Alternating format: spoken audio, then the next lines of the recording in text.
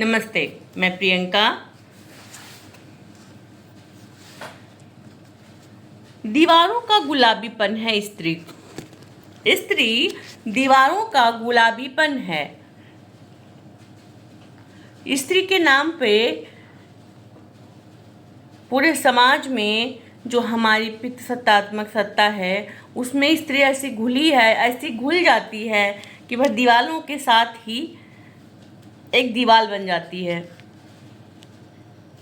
तो हम देखेंगे कि स्त्री कैसे सदियों से अपने रिश्तों में समा जाती है और बिना किसी मजबूत आधार के वह घर की नींव बन जाती है। वह नींव ही बनी रहती है, वह मिट्टी बन के भी अपने रिश्तों को सींचती रहती है। तो चलिए सुनते हैं। दीवारों का गुलाबीपन है स्त्री, जमीन पर घर पिता का था। जमीन पर घर पिता का था, धरातल पर माँ का था। जमीन पर घर पिता का था, धरातल पर माँ का था। दीवारें नाना के नाम की थी, आंगन नानी का था।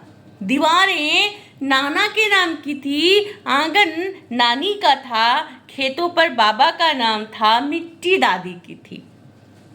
खेतों पर बाबा का नाम था, मिट्टी दादी की थी। मामा की बगिया में नमी मामी बोती थी।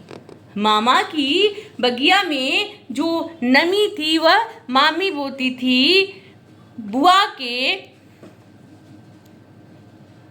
बुआ वंशबेल की तरह फैली थी फूफा के घर में। बुआ वंशबेल की तरह फैली थी फूफा के घर में। दीदी जीजा के घर की बंद खिड़की थी।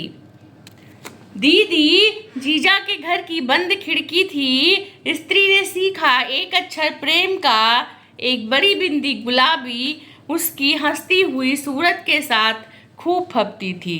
एक बड़ी बिंदी गुलाबी मतलब कि उसने अपनी सारी कड़वाहट को, अपने जीवन की कड़वाहट को अपने प्यार से गुलाबी बना के रखा था। अपने रिश्तों में सिर्फ गुलाब सींचती थी। एक बड़ी बिंदी गुलाबी उसकी हंसती हुई सूरत के साथ खूब फबती थी। उसने जब जब निकाला खुद को भरे हुए मर्तबान से, उसने जब जब निकाला खुद को भरे हुए मर्तबान से, वह और हुई उसमें घुलती चली गई। स्त्री धूल बन हर रिश्ते में समाती गई। स्त्री धूल बन हर रिश्ते में समाती गई। एक दिन धूल और स्त्री का अंतर ही खत्म हो गया। एक दिन धूल और स्त्री का अंतर ही खत्म हो गया।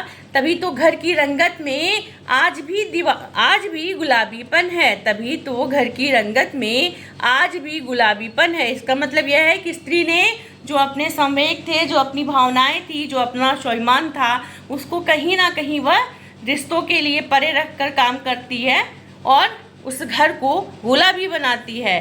पुरुष को स्त्री के बिना जीना नहीं आया। पुरुष को स्त्री के बिना जीना नहीं आया। उसकी गालियों में भी स्त्री रही। पुरुष को स्त्री के बिना जीना नहीं आया। उसकी गालियों में भी स्त्री रही। चाहे दी गई हो गालियां एक पुरुष से दूसरे पुरुष को। जब दो पुरुषों का झगड़ा होता है तो सबसे पहले वह गालियां देते हैं। तो जो गालियों का प्रयोग करते हैं वह स्त्री के लिए ही होता है, एक दूसरे की माँ बहन बेटी जिसके लिए भी होता है, लेकिन वह स्त्री के लिए ही होता है।